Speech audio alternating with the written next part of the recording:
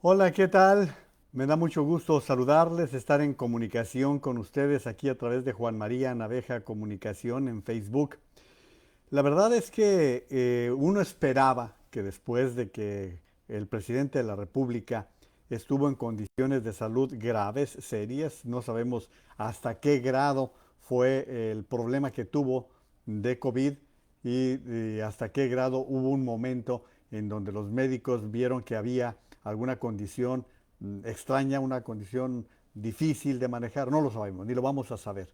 Pero lo que sí sabemos es que este tipo de circunstancias a cualquier ser humano, a cualquiera, lo hace pensar, lo hace reflexionar, lo hace revisar, lo hace dar una repasada de lo que ha hecho en la vida y sobre todo lo que viene haciendo en el momento que está pasando. Y más si tienes la responsabilidad de gobernar a todo un país, de gobernar a más de 126 millones de personas. Lo vimos con Boris Johnson, el primer ministro de Gran Bretaña, quien era un renuente, era un López Obrador, un Jair Bolsonaro, un Donald Trump, decidido a demeritar, a descalificar los riesgos de la pandemia y sin embargo, cuando estuvo en riesgo su vida, regresó con una actitud completamente diferente. No es así con Andrés Manuel López Obrador. Por el contrario, y lo que nos reportan es que estos 15 días le sirvieron para incrementar su odio, para incrementar sus aberraciones en contra de lo que debe de hacerse. Miren, ya está establecido, está claro, porque hay una medida que establece el taller Spini, que lo ha venido desarrollando a través del doctor Luis Estrada, que el presidente de la República miente en promedio 80 veces cada día.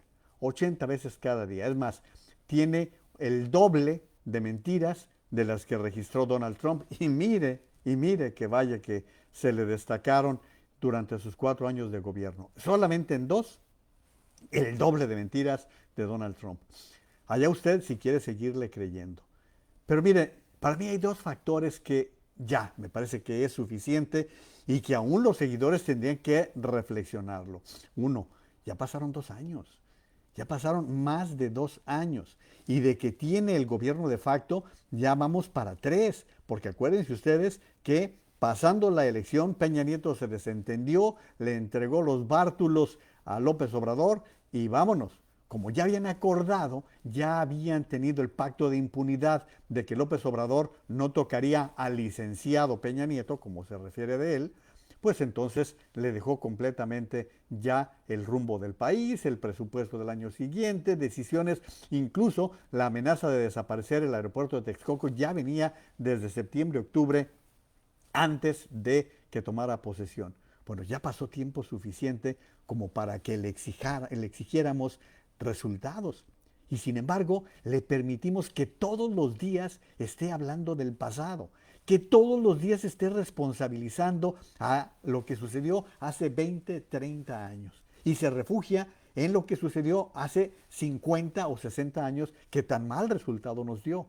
Quizás la crisis más grave después de lo que ocurrió en los 30 del siglo pasado fue precisamente en los 70 de Echeverría y López Portillo, que es lo que le gusta a López Obrador.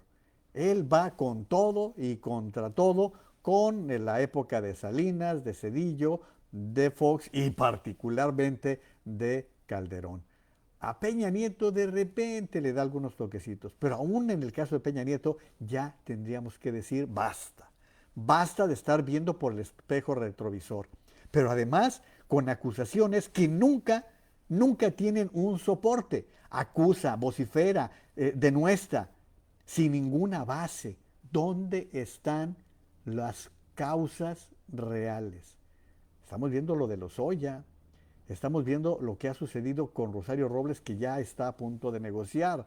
Si negocias, si entregas lo que está pasando con Ansira, si devuelves dinero de alguna manera que quién sabe cómo se vaya a dar y en beneficio de los aliados de López Obrador, entonces se te perdona. Pero no hay ninguna causa legal que demuestre, que confirme las habladurías de López Obrador de que hubo corrupción en el pasado. ¿Dónde están las pruebas? ¿Dónde están las evidencias? ¿Dónde están las consignaciones? Si quieren hacerse tontos, si quieren jugarle al juego del tío Lolo, pues éntrenle. Pero la verdad es que queda claro que este señor se dedica a darnos a tole con el dedo con esos temas. ¿Por qué? Porque de corrupción hablamos cada semana en su gobierno. No hay semana en la que no brinque los Bartlett, los Irma Heréndira, los Ana Gabriela Guevara, la prima, el hermano, todo esto que se ha conjugado y que nos demuestran que este es un gobierno tanto o más corrupto que los anteriores.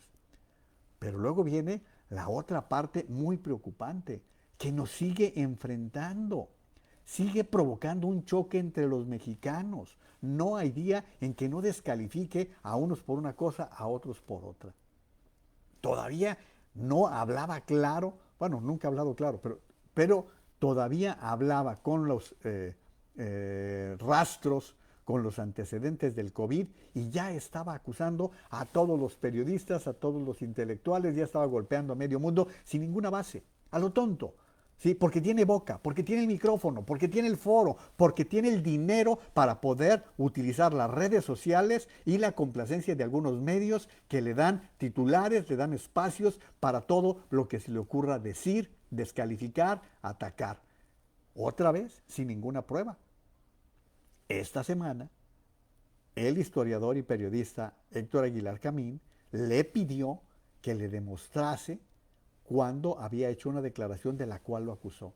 Ya pasó la semana, ya pasó la semana. Él lanza la ofensa y se queda tan tranquilo. Sí, y nos sigue enfrentándonos a nosotros, a los mexicanos. Hoy tenemos familias, amistades que se rompieron por estar discutiendo en torno a un personaje nefasto hasta ahora lo que ha pasado en el país. Y cerraría hablándoles de mentiras que nos están costando vidas. Miren, si algo pudo hacer este gobierno fue aprovechar la pandemia, ahí sí como anillo al dedo. Pudo aprovecharla porque somos un país en el cual no debió registrarse este daño tan grave, este cementerio al cual nos han llevado los dos López Obrador y López Gatell. Con una población joven de 28 o 29 años, con una estrategia en donde hubieran participado verdaderos especialistas, epidemiólogos conocedores, científicos que hubieran desde el principio sabido hacia qué rumbo tomar el camino. Se lo ofrecieron y todo lo desdeñó. Ni siquiera convocó al Consejo Nacional de Salubridad, que de acuerdo a la Constitución debe encabezar el presidente de la República. No se reúne con gobernadores, no habla con presidentes municipales, no habla con empresarios, todo lo resuelven entre los López, que hoy nos tienen con 400,000 muertos, ¿sí? Estamos en el tercer lugar de mayor número de muertos. Se nos han ido los doctores, los enfermeros, los camilleros que dieron su vida para tratar de proteger el COVID. Fue una oportunidad para haber revertido la situación, hacer un gran plan y por el contrario, todo a capricho. Vean no, ¿va a usar usted mascarilla? No, de una manera de viejo, de anciano necio. Así, ni más ni menos. Y el señor tiene 67 años. A esa edad no tienes esos rasgos de senilidad que nos ha mostrado. Pero allá él y sus problemas, allá él y su familia. El problema es que se ha llevado entre las patas a miles de familias. ¿Saben cuántas familias hoy están ya fracturadas? Están ya deshechas por la pérdida de uno, dos, hasta tres integrantes de su familia. Y por si fuera poco, al no haber desarrollado una estrategia, cualquiera que hubiera sido, porque no hubo estrategia para resolver el problema de la pandemia, luego viene el asunto de la vacuna. Hace mucho tiempo, meses, vamos a ponerle 9 meses por lo menos, que sabíamos que los científicos de diferentes farmacéuticas estaban trabajando en la elaboración de una vacuna, que se iba a realizar en tiempo récord, que se iba a lograr en un año un avance sustancial para poder tener vacuna. Era el momento de contratar, de pactar, incluso adelantar la compra de vacunas. No, tampoco. Y ahora, el día de mañana, Están anunciando que nos van a presentar el enésimo plan de vacunación. Si ustedes analizan la semana de López Obrador, ¿cuáles fueron sus temas? ¿Cuáles fueron los temas que realmente le importan? Un aeropuerto que es una bodega propia del mercado de abastos, una bodega que no de aeropuerto no tiene absolutamente nada, sí, es una base militar, cumple con los requisitos de base militar, ese fue uno de sus temas. Hablar de las elecciones, que es lo que realmente le preocupa, estar incidiendo, metiéndose en un proceso electoral que no le corresponde, que no le compete, ¿sí? Estar diciendo mentiras, por ejemplo, el decir que estamos recuperando el empleo. No, ¿cómo vamos a recuperar el empleo? Si el año pasado perdimos más de 700,000 empleos y no se han recuperado ni 100,000. Es decir, del año pasado todavía se deben más de 600,000, casi 700,000 empleos. Estar diciendo que la economía se está recuperando cuando caímos en un menos 8.5%.